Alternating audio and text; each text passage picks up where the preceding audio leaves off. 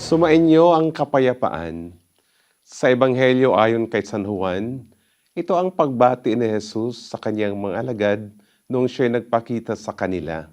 Nakapinid noon ang mga pinto ng kanilang kinaroroonan sapagkat nakabalot sila ng takot. Takot sa mga tila ba'y nagtagumpay, sumiil sa kanilang Panginoon at Guro.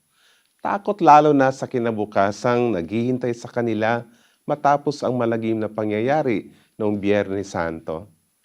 Subalit sa gabi ng unang araw matapos ang araw ng pamamahinga, tumayo sa gitna nila bilang tunay na nagtagumpay, bilang Panginoong nabuhay na magmuli. Sa pagpapasilay niya sa kanyang mga sugat, inihahati din niya ang pag-asang hatid ng magandang balita. Sa gitna man ng paghihirap at pagsubok, ang Panginoon ang magtatagumpay. Sa muli niyang pagkabuhay, muling ririkit at aalab ang ningas ng pag-asa. Nahaharap ang ating kasalukuyang daigdig sa malagim at magkakakawil na krisis. Nagsimula sa kakulangan sa pakikipagkapwa na nauwi sa karahasan at digmaan. Subalit ang mga masasamang bungay nababanaagan hindi lamang sa mga bansang sangkot kundi ng buong daigdig na nakatunghay. Sa anyo ng pagtaas ng halaga ng mga karaniwang kailanganin sa araw-araw dahil rin sa kakulangan ng supply. Dahil sa mga ito at sa marami pa nating nararanasan bilang bayan, balot tayo ng pangamba, lungkot at takot gaya ng mga alagad. Sa gitna ng mga hamon na ito, patuloy na nagsisikap ang ating diocese na maging huwaran ng wastong pangangasiwa at malasakit sa kapwa.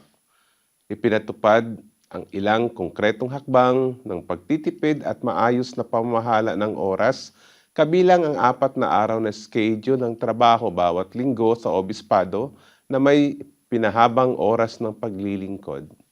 Sa diwang ito, magiliw ngunit mariing inaanyayahan ko ang lahat ng ating mga parokya na makiisa at magpatupad din ng angkop ng mga hakbang pang-ekonomiya.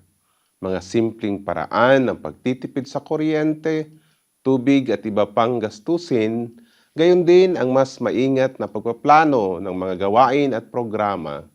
Ang ganitong sama-samang pagsisikap ay hindi lamang makatulong sa pagpapanatili ng ating mga operasyon, kundi magpapalalim din ng ating pananagutan bilang mabuting katiwala ng mga biyayang ipinagkaloob sa atin ng Diyos.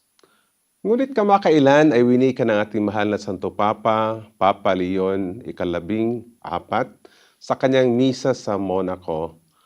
And I quote, "In the world's prolonged Lent, when evil rages and idolatry makes hearts indifferent, the Lord prepares His Easter." Unquote.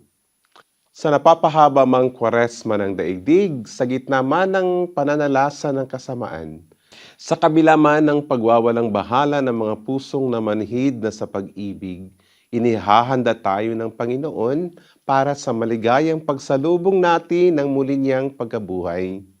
Kaya bilang inyong obispo, tulad ni Jesus ay binabati ko rin kayo, sumainyo ang kapayapaan ni Kristong muling nabuhay.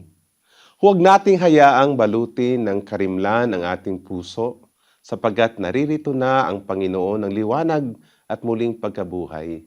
Halina't sama-sama tayong bumangon at lumakad ng kapitbisig upang ibsan ang takot ng mga nananamlay. Ngayong panahon ng Pasko ng Pagkabuhay, magsilbi nawa ang santatlo ng Diocese ng Cubao, pari, laiko at reliyoso bilang liwanag ni Kristong muling nabuhay. Kaya naman sa taong ito, sa August 28, ilulunsad natin ang paghahanda para sa Sinodo Diocesano na magtatapos sa 2028. Ay ka-25 anibersaryo ng ating pagkatatag bilang diocese. Pag-usapan at pagnilayan natin ang ating pinagdaanan bilang isang simbahan. Saan tayo nagsimula? Nasaan na tayo ngayon? At higit sa lahat, saan tayo tinatawag ng Diyos na tumungo bilang isang pamayanang nananampalataya? Tayo na bilang bahagi ng katawan ni Kristong muling nabuhay at makibahagi sa mabiyayang panahong ito Let us open wide the doors to Christ. Buksan natin ang pinto para sa pagpasok ni Kristo. Wika nga ni San Juan Pablo Ikalawa. Makibahagi tayo sa banal na gawain ito ng katawan ni Kristong hayag sa ating simbahang lokal, kung saan harinaway ating matagpuan ang tunay na kapayapaan na tanging siya lamang ang makapagkakaloob. Maligayang pagkabuhay ni Kristo sa ating lahat. Pagpalain kayo ng Diyos.